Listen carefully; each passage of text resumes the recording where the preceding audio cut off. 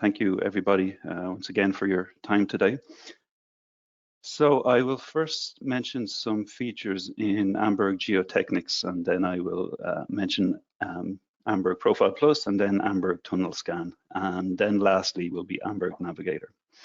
So firstly, with Amberg Geotechnics, we have a new filter by date filter in the analysis settings. So this is available for longitudinal and cross-section based analysis. And it allows you to have better control over what data you see in your graphical and displacement and vector graphics. So I'll just play this sequence here. This comes from our demo project. So yeah, I'm just opening one of the convergence analysis here. So typically we have here the full range of the dates. And if we right click and go to settings, under the measurement filters, you will find the new filter points by measurement date. Here you can enter a start date and an end date, or you can optionally choose an open end date or a dynamic date range. And then the filter tables and the diagrams will update accordingly. Now we do have an existing filter, which is a filter by cross section. So that filters data by the latest measurement, but this one gives you more control over how you filter the data. Next is in Amberg Geotechnics, we have the export latest measurements only. So this is available from the measurements node in the project tree in the geotechnical measurements editor. So I will play this again. Go to the project tree, to the measurements node, and the geotechnical measurements editor. In this example, we see actually a mixture of 1D, 2D, and 3D points, lots of information from different sensors and so on. In the context menu, or by right-clicking, or where you see here, we can export the latest measurements, and this will export only 3D points, so point ID, easting, northing, elevation, maybe some attribute information in a standard ASCII format. Where this is useful is if you have geotechnical measurements and you want to take this 3D points outside of Amberg Navigator or Amberg Tunnel to do for control points for total station, for example. This is a convenient way to filter out only the latest valid measurements. And that's also an important point. It only exports a valid measurement, so not an erroneous measurement. Okay, so then also with the Amberg Geotechnics, we have now a new editor, a global geotechnical data editor. And this is available in the towards the bottom of the project tree. And this gives you a holistic view of all your geotechnical data points. So you can, you will find it at the bottom of the project tree. And here you can see all the points by site, name, heading, and then you can drill down to the individual cross sections and the points per cross section. When you import the data, you can import based on the point ID, or you can import based on proximity to an already existing measurement in the project. So it will do, based on a search radius, it will assign the coordinate you import to the relevant cross section. Here we have also moved the option to export problematic cross sections, so cross sections that have out of tolerance points. This tool is now, it's a pre-existing tool, but now you will find that also in the geotechnical, global geotechnical data editor. In this particular case, we had 4 problematic points and they export in the standard ASCII format.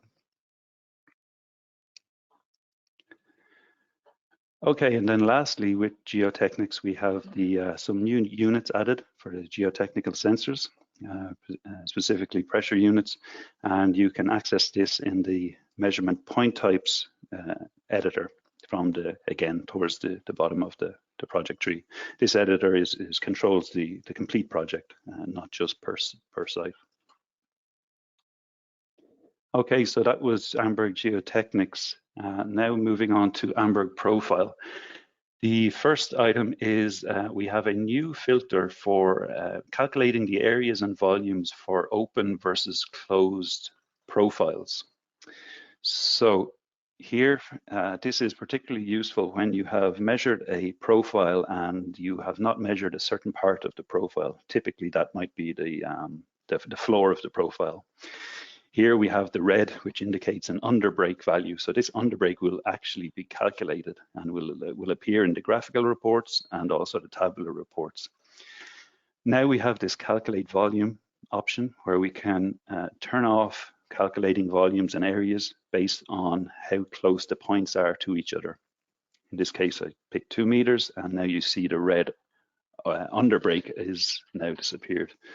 And this will also be represented in the various reports and outputs, whether that's the tabular report, the graphical report, or the text outputs. We do have existing filters where this was could be managed using trim lines, upper and lower bounds, but this offers additional flexibility to control your reporting. Next is a quality control tool. This is a tool which will flag profiles, measured profiles that have a certain thickness or that are beyond a certain thickness. So this is typically helpful when you import data from outside of Amberg Navigator or Amberg Tunnel. Perhaps you export an ASCII file that you have prepared. And now we can enable this profile thickness check, and you can put in a thickness, and it will highlight all of the profiles that are out of tolerance. In this case, there's no profiles out of tolerance, but I'll go ahead here and import a profile where there is a small outlier, just to demonstrate. So here I'm going through the standard import format editor. Here we're choosing stationing value X and Y offset. It could be easting northing elevation. And here we see we have a flag at heading stationing 12.215. If you double click into the profile, you will get to the detail editor, so showing the individual points. I think the best method is to toggle the stationing values, filter it. So here we have 12.1 and 12.3. So with 12.3 heading stationing compared to 12.2, it's a bit of an outlier. So if we remove that one and then save the editor, then we can expect to see that the flag is removed as it is, as it is here. So this is, yes, as I mentioned, this is particularly useful for importing data that does not come from Amberg Navigator, or it can also be useful if you extract profiles from a point cloud, for example, and you just want to have that sanity check to make sure that the profiles are as precise as possible. Next, we have a new label that is visible in the graphical reports of the various profile analysis, so measured versus measured, measured versus design. And this will label the elevation of the axis for the given profile. So here we have a measured versus design profile. If you go to the settings and then visualization background, you can enable this and you can style it as you want. So here we have elevation 515 at the heading stationing 1.098, which we can see on the report, and that will be obviously applied to the complete analysis. So all of the reports for every stationing. Okay, so that was Amberg Profile Plus, and now I will move to Amberg Tunnelscan. So we've spent quite a bit of time improving the cloud-to-cloud registration procedure. So we have an improved algorithm and a more robust method for doing registering non-georeference point cloud to a georeference point cloud. And we've also introduced some new registration parameters that you can adjust to troubleshoot. So I'll again return to the demo project and open the point cloud editor. Here at the top of the table, we have a point cloud. It's called C2C posit, and you can see it has heading stationing NA, so it's not registered, it's on 00. And in the 2D map, you can actually also see that it's positioned at 00. Here, if we zoom in on the actual axis, we see the other positioned point clouds. So if we right click on the unregistered point cloud and choose cloud to cloud, now next we need to choose the reference point cloud. So here we will use the most advanced in heading stationing, the last scan to take place. And here we have a number of registration parameters that I accepted the defaults in this case. And with those defaults, it positioned the unregistered point cloud to the registered point cloud. So now we have the newly positioned point cloud is the one that is displaying in red, and the reference point cloud is the grayscale one you see. So we use the 3D preview tool just to again give a sanity check to check the results, and then from there we can hit finish, and that will complete the registration process. So now we see that the point cloud now is positioned on stationing 630. So now if we save it and open that point cloud, it is now positioned on the axis along with the rest of the point clouds. So the input parameters that you can change, one of them is the interesting one is the second option, which was the advance of tunnel face. So here by default it was at 1 meter. So this is what happens is the scan undergoes a rough registration first, where it creates triangles from the points, and it creates corresponding triangles in the other point cloud, and then it undergoes a rough registration. We also take advantage of the tunnel characteristics to facilitate this process. So we help the software by saying how much has the tunnel advanced compared to the last scan. So how much basically is the blast, how much has advanced, and that's a starting point for the software to start searching for a match for a registration. So this just needs to be an approximate value. It's not, that doesn't need to be precise. And then yeah, you can see that without any real input from the user side, it registered the point cloud. So next up, we have in Amberg Tunnelscan, we have the Recalculate Scan Center. So this is just really a helper tool. So when we import a point cloud, that point cloud could be a structured point cloud where the actual scanner position was known, or it could be an unstructured point cloud, ASCII point cloud or LAS or some other type. And in this case, Amberg Tunnel calculates the scan center using a mass center of gravity, so basically an average of the easting, northing, and elevation values. Sometimes, depending on various scenarios, that scan center can be in a not so desirable position, maybe if you filter the point cloud or you remove some of it or some outliers. And now we have a tool to recalculate the scan center. So this is where this is useful is the scan center is what's used to calculate the heading stationing value for starters, and it's also what's used to control some of the filter, specifically the distance filter that we see here, and also the plane filter. So here I will press the recompute scan center, and it will move it to the center of the point cloud, and then you can control the filters, the plane filters or the distant filter. So this is just a small helper tool to facilitate working with filtering point clouds.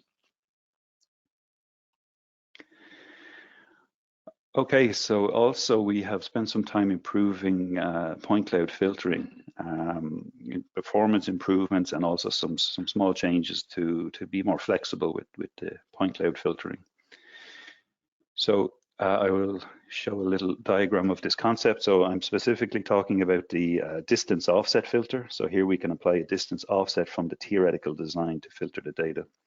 So if we consider our theoretical design, we can apply a filter outside the theoretical design. So the shaded area is the active area that will be filtered. And we can also apply a inside filter, so that the complete shaded area now is the active range that will be filtered. And of course, you can invert this as well to filter the opposite. That was existing. Now we have the negative. We can apply negative values. So if we consider the same scenario where we have a theoretical design and we apply an outside filter using a positive value, so you see the blue arrow that represents a positive value. Now we can apply a inside filter, but we actually apply a negative value. So actually the active range becomes this area here shaded. So, and of course you can have an active range on the outside of the profile or the inside of the profile using taking advantage of negative values in the offset. So here, this is in the point cloud editor, the distance offset filter. And here, here it's just a quick demonstration. Here I just apply an inside filter and change the value to 0.5 away from the theoretical design. And then the red points are the candidates to be deleted. So you can go ahead and remove them and save the project. Here I just turn off the theoretical section. And we have improved the speed of saving the project in general. So, okay, so that was the filter improvements. Now that is Amberg Tunnelscan. I will now move on to Amberg Navigator. Some changes we have made there. Firstly, regarding the tripod and tripod automatic position tasks. We have introduced a display to display the resection residuals on the screen. So here we have, once the instrument has been positioned going through one of our workflows, then we will have the heading stationing value of the instrument. In this case, it's 507.1 meters along the axis, and then the easting northing elevation deltas. So that will stay on screen for the active session. So if you close the tablet or navigator and reopen it again, then it will not be displayed. It will display them when you do another instrument setup.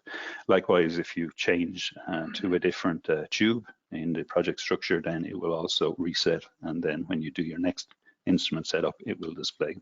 So this is again a sanity check. It's for peace of mind. So that you can see that the residuals are according to your requirements. Also in the tripod tasks, we have now support for the Leica mini prism for instrument setup using tripod or tripod automatic. And that's available for selection in the target type drop-down list. You can select it here in Amberg Navigator, or you can predefine it in Amberg Tunnel.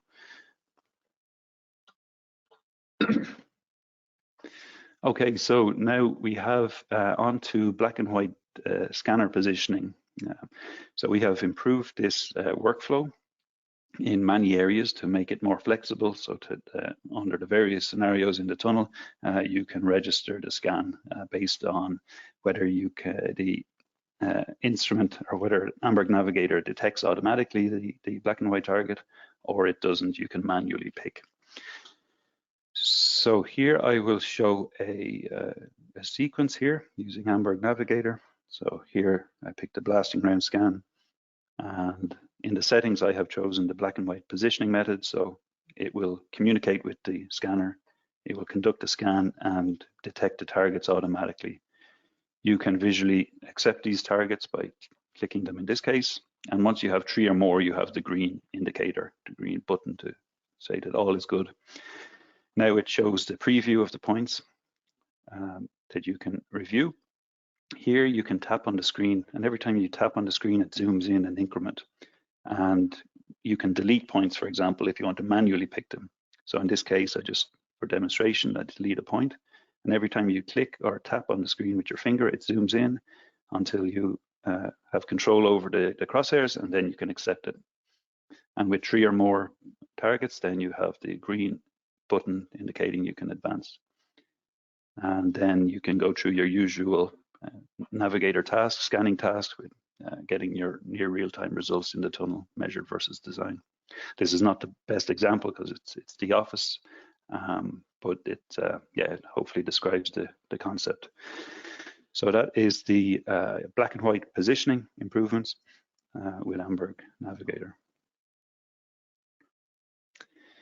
We have also introduced, still on the topic of black and white positioning, sometimes if you pick 3 or more targets, because we do not use control point names, it searches the control point list to find a corresponding geometrical match for the points in the control point list compared to the points we picked. On very rare occasions, it is possible that there can be 2 possible solutions where such geometrical matching can occur. And in this case, it will produce, show you a list of the 2 possible candidates or more, for example, and each one will likely have a different heading stationing value. So you will more or less, to a certain degree, you know approximately where you are in the tunnel regarding heading stationing, and you might have an idea about roughly what the control point names are. They will display on a list form here, and you can select the appropriate one and then proceed with the real-time results in the tunnel.